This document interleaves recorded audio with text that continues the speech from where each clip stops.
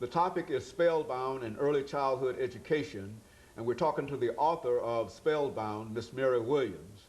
And of course, Miss Williams, before we had our first commercial break, we promised that we'd give you an opportunity to talk about this book, Spellbound. As a matter of fact, we've had many positive comments in reference to it, and it was the book, more than anything, that sort of convinced us that we ought to try to at least give our audience an opportunity to have access to this book. And I think we said earlier that it's a book about children, but it's not written for children. It's for adults in terms of how to deal with children. Let's talk a little bit. Tell us about that book.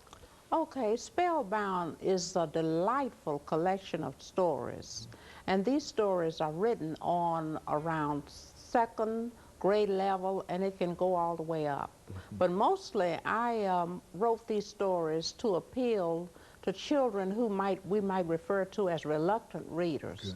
And I wanted them, and when I speak of reluctant readers, I'm speaking of children on an upper grade level, like maybe 5th or 6th grade. And sometimes I have noticed in working with them that when the teacher calls on them to read, and if they have a reading problem, they just won't read. You know, they'll say, I don't want to. And then the teacher doesn't understand. They think the child is being kind of rebellious. Difficult. Right, yeah, difficult.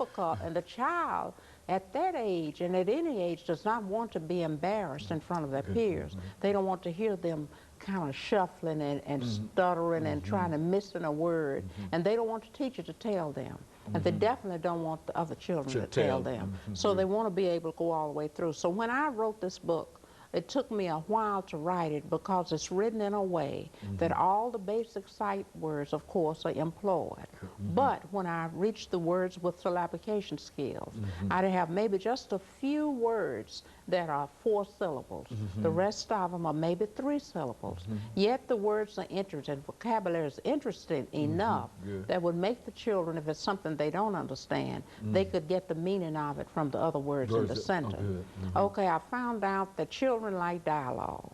So with me being in drama, I have a lot of dialogue, and I'm good with the dialogue. And I start out with a hard punch, because when children go to the library and you know, to pick up a book, they open it up and they just see something, and if they don't see any dialogue on that first page, they'll put it back. But if they see something that's really catching right at the beginning of the story, then they'll go on and read the story. Now, the stories I have within Spellbound, you wonder why it's called Spellbound. Spellbound is not only do you have stories that are incorporated, that are more or less mystifying, but you also, I use the fact that I could use storytelling to spellbound the kids in a way that they would learn. So these stories are written in such a way that the children will use the same technique and be able to grasp exactly what the stories are saying. I have tried most of these stories out because I'm a storyteller. So being a storyteller by nature, sometimes I go from school to school and read the stories. So I learn a lot from what the children think about the stories, or what I need to add or take away. So this is the way Spellbound is written. Spellbound has some nonfiction in it, believe it or not. It has 11 stories. It's a book that incorporates 11 stories. It has nonfiction, so that's something that's going to be informative. You know, they can read those stories and they'll learn something about how to go on a deep sea fishing trip.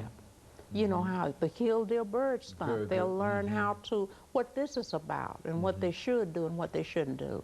Spellbound has magical stories in it. Spellbound has stories that dealing with problems and adversities that children have to deal with on a day-to-day basis, the struggles that they have to encounter, things that they can do nothing about. And they learn how to use the process of communicating with others, such as in one story about a little boy and a mom was had an illness, a drug problem, and they were afraid to say anything about it. Well, they were suffering, So, but the mother said, don't tell it because they'll take you away from me, and place you in a foster home. So the children didn't know what to do. So they were really rearing themselves. And you know, when a writer writes, they write according to something that they have. Their own experience. Right, experience. So I've had kids that have come to me with little problems like this. So what I would do is I would use the process of writing. So everybody had a journal, and this is the way this story ends. The teacher gave the children a journal, so they would write down their wants and their wishes and their sad moments and everything that they wanted to in their journal. Well, naturally, teachers check those journals every day. So this little boy and his sister wrote down that their mama had a problem, and they received immediate help.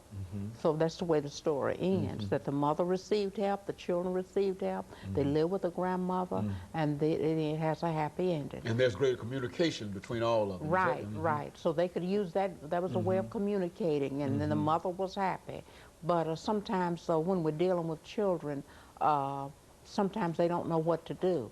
So I try to write this story dealing with that so that this would help somebody else that might read the story, that would know how to handle a problem of that nature.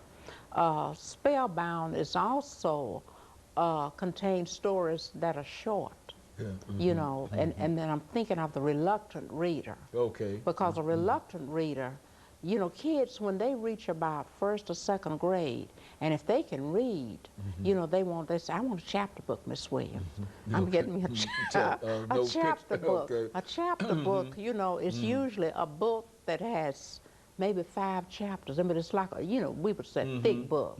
They're not looking for those little books. They don't want, they call them baby books. I don't want that baby book. I want a chapter book. So, and then if you're thinking of a reluctant reader, this is sort of like a chapter book, but it has different stories. So they can choose a book like this from the bookshelf or have it at their home, and then choose one story. So if the teachers, and I'm trying to get this book incorporated in the school system. Good, okay. So if the teachers use this as a supplementary book, then when she brings her little children around her in the circle, and then she calls on a child that may have a reading problem, then he can choose a short story and go right through it without having to stumble and, you know, and the kids trying to punch him and tell him. And that builds up confidence. Yeah, that builds up confidence. And plus they remember what they're reading because everything in there is really high interest information. One is about a 15-year-old that received her driver's permit, license or permit, I think it was permit, and she was not supposed to go in a car. So see a child, an adult would read that. And so she took the car out, and then she went down a street that she was not familiar with, and someone jumped on a car. Okay, and of course, Ms. Williams, let me break for this final commercial break, at which time we'll come back and we'll give you an opportunity to talk about how this book has been received among many publics. The topic is spelled